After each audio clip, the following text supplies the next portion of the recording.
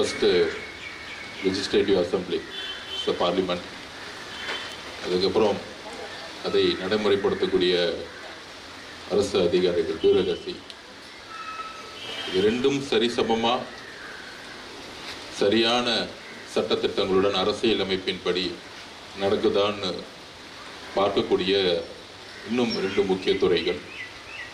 3வது ஜுடிஷியல், 4வது மீடியா, பத்திரிகைகள்.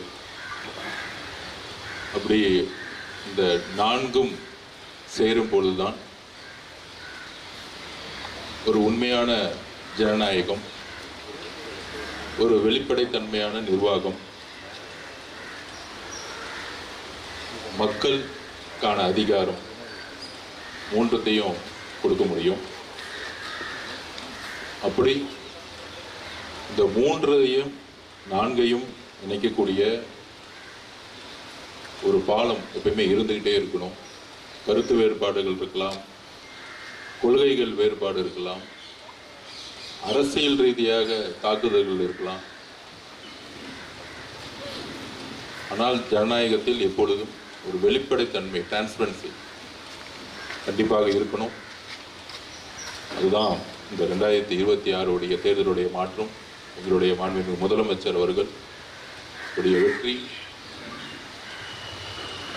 எங்கள் அண்ணன் திரு சி. ஜோசப் விஜய் அவர்களுடைய வெற்றி, ஒரு வெளிப்படைத்தன்மையான ஒரு நிர்வாகத்தை உருவாக்க ஒவ்வொரு நாளும் முயற்சி செஞ்சிட்டு இருக்கோம். அதெல்லாம் நீங்கள்லாம் எதிர்பார்த்த மாதிரி சட்டசபையை நேரலையில் ஒளிபரப்பி பத்திரிகையாளர்களுக்கு பல வருஷம் கோரிக்கைகள் எவ்வளவோ இருக்கும். ஆனால் ஒரு சட்டசபை நேரலையில் ஒளிபரப்பணும், அதை மக்களுக்கு கொண்டு போகணும் அப்படிங்கிற கோரிக்கையை எந்த விதமான பத்திரிகையாளர்கிட்ட எந்த விதமான கேள்விகள் வராமலே அதை நிறைவேற்றியவர் நம்மளுடைய முதலமைச்சர். இது ஒரு பெரிய விஷயம். 75 வருஷத்துல இது வரைக்கும் நடந்ததே இல்லை. எத்தனை தாக்குதல்கள் வந்தாலும், கேள்விகள் வந்தாலும் அதை எதிர்கொள்வதற்கு தயார்னு ஒரு முதலமைச்சர் நினைக்கும் பொழுதோ, இல்லை வெளிப்படைத்தன்மையான ஒரு நிர்வாகம் வேணும்னு நினைக்கும் பொழுதோ, அந்த தைரியம் தான் இன்னைக்கு ஒரு நேரலையா மாறி இருக்கு. கண்டிப்பாக இங்க இருக்கக்கூடிய ஒவ்வொரு சகோதரர் சகோதரிகளையும் உடைய மக்கள் தேர்தல் பயணத்திலும் சரி, அரசியல் பயணத்திலும் சரி, எங்களோடு நீங்களாம் வந்திருக்கீங்க. ஒரு சகோதரர் இருக்காரு, பாலிமர்ல தினேஷ் இருக்காரு, ஜெயா டிவியில் இருக்காரு. எல்லோரும் இங்க இருக்கக்கூடிய ஒவ்வொரு ரிப்போர்ட்டர்ஸையும் நாங்க எந்த அளவுக்கு தேர்தல் பிரச்சாரங்கள்ல தெருவா நாங்க பிரச்சாரங்களும் அந்த இடத்துல நீங்களும் எங்களோட பயணிச்சிருக்கீங்க. எங்களோட வெற்றிக்கு இங்க இருக்கக்கூடிய பத்திரிகையாளர்களும் முக்கியமான காரணம். அதுல நம்மளுடைய தலைவர் அவர்களும் செயலர் அவர்களும் கூப்பிடும் பொழுது முதல்ல நினைச்சாங்க நான் வருவேனா அப்படின்னு. இப்படிலாம் கிடையாது. அரசியல் என்பது வேறு, நட்பு என்பது வேறு. எப்பொழுதும் இந்த அரசும் சரி, எங்களுடைய முதலமைச்சரும் சரி, நாங்களும் சரி, தனிப்பட்ட தாக்குதல்களை மட்டும்தான் நாங்கள் எதிர்க்கிறோம். ஆனால் ஜனநாயகத்தில் நிர்வாக ரீதியாக சொல்லக்கூடிய தவறுகளை நாங்கள் உள்வாங்குகிறோம். அதை சரி செய்ய தான் இந்த இடத்துல மக்கள் எங்களை தேர்ந்தெடுத்திருக்காங்க. அதிகாரமா மக்கள்னா நாங்கள் மக்களிடம் பக்கம் தான் எப்போதும் நிற்போம். ஏன்னா அந்த மக்கள் தான் இந்த அதிகாரத்தை எங்களுக்கு கொடுத்திருக்காங்க. அந்த தவறை சுற்றி காட்டக்கூடிய பொறுப்பும் கடமையும் இங்க இருக்கக்கூடிய சகோதர சகோதரிகள் நம்ம கிட்ட இருக்கு. நான் உங்களை நிருபர்களா பார்க்கல, அதனால சகோதர சகோதரிகள் சொல்றேன், நண்பர்களும் சொல்றேன். அப்படி ஒரு உறவு இருக்கணும். ஒரு அரசியல்வாதிக்கும் ஒரு அதிகாரத்தில் இருக்கிறவங்களுக்கும்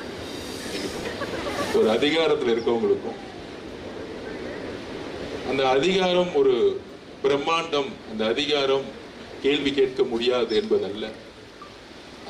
அந்த அதிகாரம் என்பது எளிய மக்களுக்கான பணியா மாறும். அதுதான் எங்களுடைய அரசியலுடைய குறிக்கோள், நிர்வாகத்துடைய குறிக்கோள். அதனால இங்க இருக்கக்கூடிய வரும்போதே நம்மளுடைய செயலாளர்களும் தலைவர் அவர்களும் இங்க இருக்கக்கூடிய பில்டிங்கை பத்தி காமிச்சாங்க. இன்னும் சரியான கட்டமைப்பு இல்லை.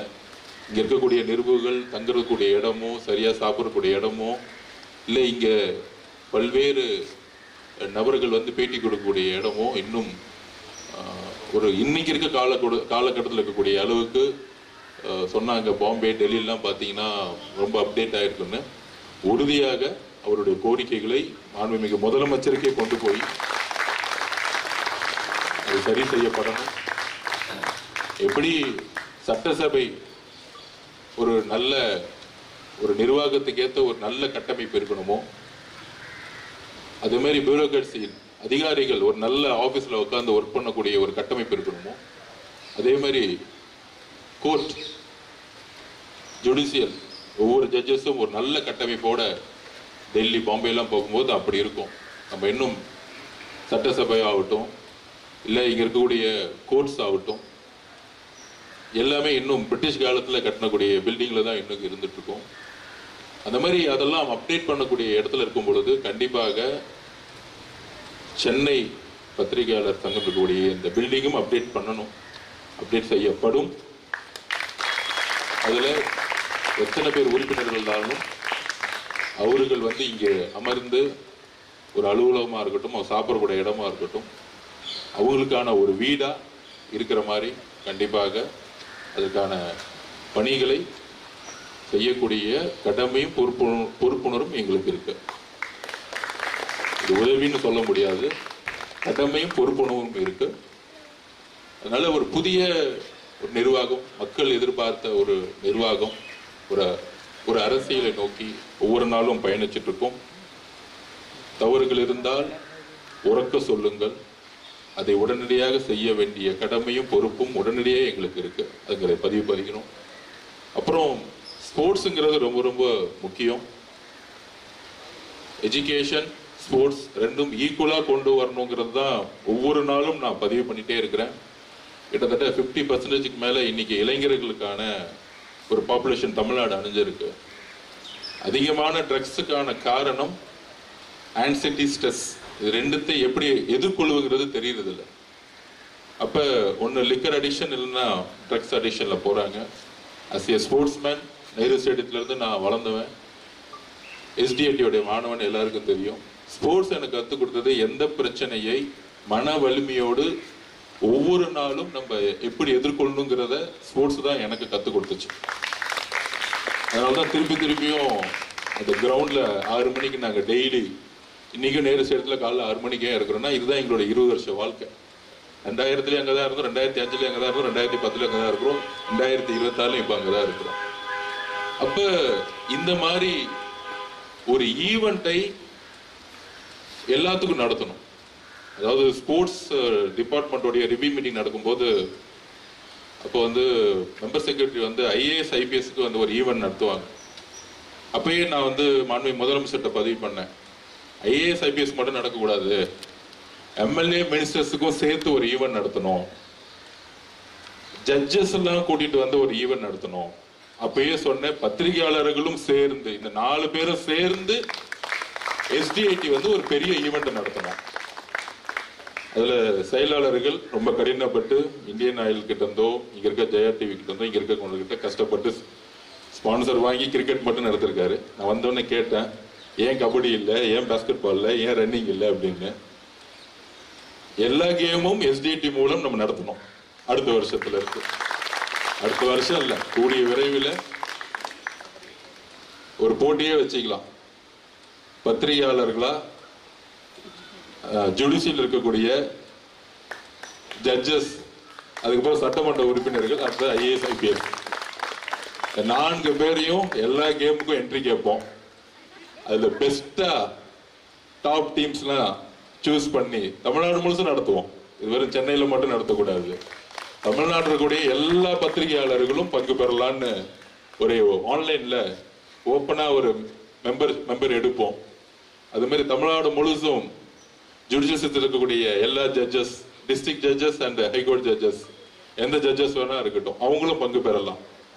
ஒலிம்பிக்ல இருக்கக்கூடிய எல்லா கேமும் போட்டுக்கலாம். கபடி இருக்கட்டும், வாலிபால் இருக்கட்டும், ரன்னிங் இருக்கட்டும், வயதானவர்கள் இருந்தா அதுக்கேத்த. ஒரு போன 6 மாசத்துக்கு முன்னாடி பார்த்தேன், நேரு ஸ்டேடியத்துல அத்லெட்டிக் அசோசியேஷன் நடத்திட்டு இருந்தாங்க. வயதானவர்களுக்கான ஒரு அத்லெட்டிக். 92 வயசுல ஒருத்தர் வந்து ஓடிட்டு இருந்தார் 400 மீட்டர். 92 வயசு. இன்னொருத்தவங்க 101 வயசுல வந்து வாக்கிங் பண்ணிட்டு இருந்தாங்க. என்ன ஒரு மன வலிமை கேட்டா, நான் 15 வயசுல இருந்தே ரன்னிங் பண்ணிட்டு இருக்கேன், 15 வயசுல இருந்தே நான் ஃபிட்டா இருக்கிறேன்னு 92 வயசுல இருக்கவங்க சொல்றாங்க. அதனால ஸ்போர்ட்ஸுக்கு வந்து வயது கிடையாது. ஸோ இந்த IAS, IPS, MLA, மினிஸ்டர், அதனாலதான் ஆன்டி ட்ரக் பண்ணும்போது, ஆன்டி ட்ரக்ஸுக்கான ஒரு மூவ்மெண்ட் பண்ணும்போது நம்மளுடைய முதலமைச்சர் கிரவுண்ட்ல வந்து ஓடி காமிச்சார். ஓடுங்க, எல்லாரும் ரன் பண்ணுங்க, ட்ரக்ஸை தூக்கி போடுங்க, ஸ்போர்ட்ஸ் ஐயடு ட்ரக்ஸை தூக்கி போடுன்னு எழுதினார் அவர் கையாலேயே. ஸோ ஒரு யங்ஸ்டர்ஸ் இருக்கக்கூடிய முதலமைச்சர் வந்து அமைச்சரவையில் இருக்கக்கூடிய நாங்கள் புதிதாக சிந்திக்கிறோம். இங்க இருக்கக்கூடிய தேர்ந்தெடுக்கப்பட்ட MLA, மினிஸ்டராக இருக்கட்டும், அதுக்கப்புறம் இருக்கக்கூடிய ஜுடிஷியல் இருக்கக்கூடிய ஜட்ஜஸா இருக்கட்டும், அதுக்கப்புறம் இருக்கக்கூடிய பியூரோக்ராட்ஸ், IAS, IPS, அதுக்கப்புறம் பிரஸ்ல இருக்கக்கூடிய அனைத்து சகோதர சகோதரிகள் எல்லோரும் சேர்ந்து விளையாட்டை ஒவ்வொரு கிராமத்திலையும் முக்கியமா கொண்டு போய் சேர்க்க வேண்டிய பொறுப்பும் கடமையும் இருக்கு. ஏன்னா இன்னைக்கு இளைஞர்கள் படிச்சு அந்த ஒரு 8 மணி நேரம் படிச்சு முடிச்சோடனே திருப்பியும் படின்னு சொல்லும் போது ஸ்ட்ரெஸ் வந்து எப்படி அந்த படிப்புங்கிறது ஆங்ஸைட்டியா மாறும் பொழுது அவங்களுக்கான ஒரு உடல் பயிற்சி இல்லை. அப்ப எஜுகேஷனை நோக்கி போகும்பொழுது ஒரு உடல் உழைப்போ இல்ல அதுக்கான டீம் கேமோ இல்லாம மொபைல்ல வந்து ஸ்டக் ஆறாங்க நம்ம குழந்தைங்க. அப்ப அந்த இடத்துல ட்ரக்ஸோடைய பிரச்சனைகள் அதிகமாயிட்டே இருக்கு ஒவ்வொரு நாளும். அப்ப அந்த ட்ரக்ஸை தூக்கி போடணும்னா விளையாட்டை ஒவ்வொரு வீட்டிலும் ஒவ்வொரு குழந்தைகளுக்கும் கொடுக்க வேண்டிய பொறுப்பும் கடமையும் அரசுக்கும் இருக்கு, இங்க இருக்கக்கூடிய ஒவ்வொருத்தருக்கும் இருக்கு. விளையாண்டா வேலை கிடைக்குமா? இன்னைக்கு 3% ரிசர்வேஷன் கோட்டா நம்ம வந்து கவர்மெண்ட் கொடுக்க ஆரம்பிச்சிட்டாங்க. நான் படிச்சதே மெட்ராஸ் கிறிஸ்டியன் காலேஜ்ல ஒரு ஃப்ரீ கோட்டால தான் படிச்சேன். நான் எனக்கான ஸ்காலர்ஷிப் ஸ்போர்ட்ஸ் கோட்டால தான் நான் ஃப்ரீயா படிச்சேன். ஸோ இந்த மாதிரி எல்லா விதமான ஃபெசிலிட்டிஸும் எல்லா காலேஜஸும் கொடுக்க ஆரம்பிச்சிட்டாங்க. ஆனா நம்ம எல்லா ஸ்கூல்ஸ்லயும் கொடுக்கணும், ஒரு இன்டர்நேஷனல் ஸ்டேடியத்தை உருவாக்கணும். அந்த மாதிரி இங்க இருக்கக்கூடிய தமிழ்நாடு முழுசு இருக்கக்கூடிய பத்திரிகையாளர்களுக்கும் இன்னும் ஒரு 3-4 மாசத்துல போட்டிகள் நம்ம நடத்த போறோம். ஃபிட்டாவுங்க, எல்லாரும் ஃபிட்டாவுங்க. 90 வயசா இருந்தாலும் ஃபிட்டாவுங்க. 90 வயசுல யாராவது பத்திரிகையாளர்கள் இருந்தாங்கன்னா அவங்களையும் கூட்டிட்டு வாங்க. ஜட்ஜஸுக்கும் நாங்க சொல்ல போறோம், அதே மாதிரி இப்பயே சொல்லிடுறோம். அந்த மாதிரி தமிழ்நாடே சட்டமன்றத்திலிருந்து எல்லாருமே நம்ம ரெடியாகி ஒரு விளையாட்டு போட்டிகளை நடத்தி, அரசியல் ரீதியாக நம்ம வேறுபட்டு இருக்கலாம், அரசியல்